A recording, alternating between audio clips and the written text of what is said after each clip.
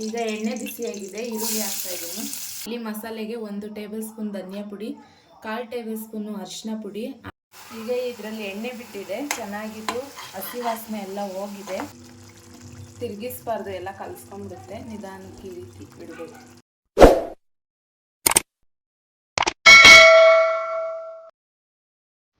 Hi hello friends, ಎಲ್ಲರಿಗೂ ನಮಸ್ಕಾರ. Mister and Mrs ಮಧು ವ್ಲಾಗ್ಸ್ಗೆ ನಿಮ್ಮೆಲ್ಲರಿಗೂ ಸ್ವಾಗತ.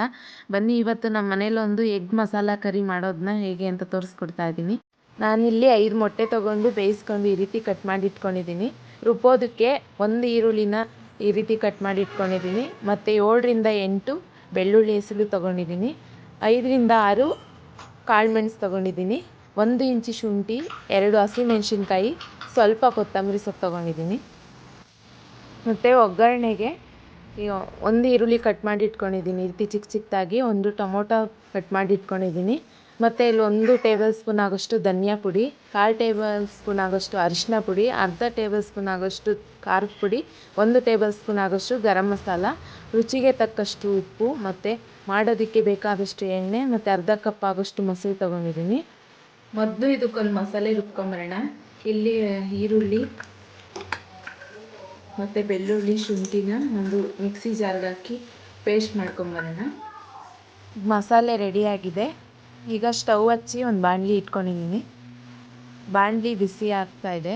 ಆದಮೇಲೆ 3ರಿಂದ 4 ಟೇಬಲ್ ಸ್ಪೂನ್ ಆಗೋಷ್ಟು ಆಯಿಲ್ ಹಾಕ್ತಾಯಿದ್ದೀನಿ. ಎಣ್ಣೆ ಬಿಸಿ ಆದಮೇಲೆ ಹಚ್ಕೊಂಡಿರೋಂಥ ಈರುಳ್ಳಿ ಹಾಕ್ತಾಯಿದ್ದೀನಿ. ಚೆನ್ನಾಗಿ ಈರುಳ್ಳಿನ ಬಾಡಿಸ್ತಾ ಇದ್ದೀನಿ. ಈ ರೀತಿಯಾಗಿ ಹಸಿ ವಾಸನೆ ಹೋಗೋ ರೀತಿಯಲ್ಲಿ ಬಾಡಿಸ್ಬೇಕಾಗುತ್ತೆ. ಗೋಲ್ಡನ್ ಬ್ರೌನ್ ಬರೋವರೆಗೂ ಚೆನ್ನಾಗಿ ಬಾಡಿಸ್ಬೇಕು.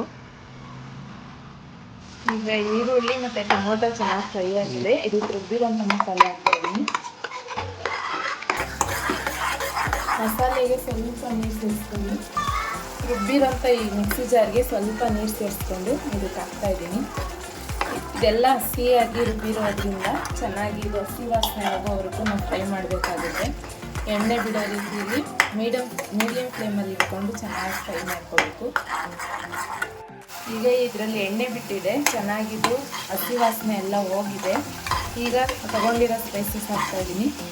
ನಾನು ಸ್ವಲ್ಪ ಖಾರದ ಪುಡಿ ಕಡಿಮೆನೇ ಹಾಕ್ತಾಯಿದ್ದೀನಿ, ಯಾಕೆಂದರೆ ನನ್ನ ಮಗಳು ಖಾರ ಜಾಸ್ತಿ ತಿನ್ನಲ್ಲ. ಅದರಿಂದ ಸ್ಪೈಸಿ ಆಗಬೇಕಾದ್ರೆ ಇನ್ನು ಸ್ವಲ್ಪ ನೀವು ಚಿಲ್ಲಿ ಪೌಡರ್ ಆ್ಯಡ್ ಮಾಡ್ಕೋಬೋದು. ಈ ಟೈಮಲ್ಲಿ ನಾವು ಉಪ್ಪು ತೋರಿಸ್ಕೊಳ್ತಾ ಇದ್ದೀವಿ.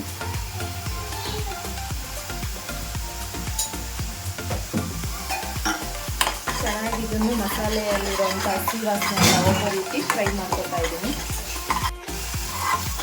ಚೆನ್ನಾಗಿ ಫ್ರೈ ಆಗಿದೆ. ಈಗ ಮೊಸರು ಸೇರಿಸ್ತಾ ಇದ್ದೀನಿ. ಇದಕ್ಕೆ ಗ್ರೇವಿ ಥಿಕ್ನೆಸ್ ಬರಬೇಕು ಅಂದರೆ ಸ್ವಲ್ಪ ಮೊಸರು ಸೇರಿಸ್ಬೇಕು.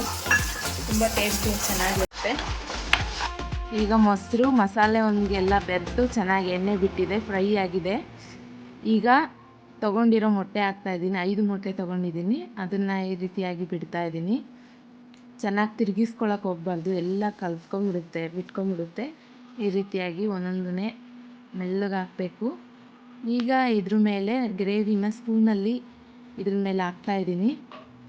ಒಂದೊಂದ್ರ ಮೇಲೆ ಈ ರೀತಿಯಾಗಿ ಹರಡ್ಕೊಳ್ಬೇಕು. ಇದು ಚಪಾತಿ ಜೊತೆ, ರೋಟಿ ಜೊತೆ ಮತ್ತು ಅನ್ನದ ಜೊತೆ ಕೂಡ ತುಂಬಾ ಚೆನ್ನಾಗಿರುತ್ತೆ, ಟೇಸ್ಟಿಯಾಗಿರುತ್ತೆ. ಮಕ್ಕಳು ಇದನ್ನು ತುಂಬಾ ಇಷ್ಟಪಟ್ಟು ತಿಂತಾರೆ. ನಮ್ಮ ಮನೇಲಂತೂ ಎಲ್ಲರೂ ಇದನ್ನು ಇಷ್ಟಪಟ್ಟು ತಿಂತಾರೆ. ತುಂಬಾ ಟೇಸ್ಟಿಯಾಗಿರುತ್ತೆ ಅಂತಲೇ ಹೇಳ್ಬೋದು. ಈಗ 2-3 ನಿಮಿಷ ಆಗಿದೆ. ಮುಚ್ಚಿರೋ ಪ್ಲೇಟ್ ತೆಗಿತಾ ಇದ್ದೀನಿ. ನೋಡ್ತಾ ಇರ್ಬೋದು ಎಷ್ಟು ಚೆನ್ನಾಗಿ ಎಣ್ಣೆ ಬಿಟ್ಟು ಎಲ್ಲ ಮಸಾಲೆ ಮೊಟ್ಟೆ ಎಲ್ಲ ಹೊಂದ್ಕೊಂಡು ಎಷ್ಟು ಚೆನ್ನಾಗಿ ಆಗಿದೆ ಹಂಗಾಗಿ. ಇದು ಲಾಸ್ಟಲ್ಲಿ ಕೊತ್ತಂಬರಿ ಸೊಪ್ಪು ಹಾಕಿ ಸ್ವಲ್ಪ ತಿರುಗಿಸ್ಕೊಳ್ತಾ ಇದ್ದೀನಿ ಈ ರೀತಿ. ಈಗ ಇದು ರೆಡಿಯಾಗಿದೆ.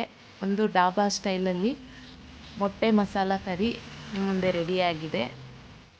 ಈಗ ನಿಮ್ಮ ಮುಂದೆ ಸಿದ್ಧ ಆಗಿದೆ ಮೊಟ್ಟೆ ಮಸಾಲ ಕರಿ. ಒಂದು ಡಾಬಾ ಸ್ಟೈಲ್ನಲ್ಲಿ ತುಂಬಾ ಟೇಸ್ಟಿಯಾಗಿರುತ್ತೆ. ಬ್ಯಾಚುಲರ್ಸ್ ಕೂಡ ಇದನ್ನು ಮಾಡ್ಕೋಬೋದು, ಬೇಗನೆ ರೆಡಿ ಆಗಿಬಿಡುತ್ತೆ. ನೀವು ಕೂಡ ಮನೇಲಿ ಒಂದು ಸಾರಿ ಇದನ್ನು ಟ್ರೈ ಮಾಡಿ ಹೇಗಿದೆ ಅಂತ ಕಮೆಂಟ್ ಮಾಡಿ, ಲೈಕ್ ಮಾಡಿ, ಶೇರ್ ಮಾಡಿ.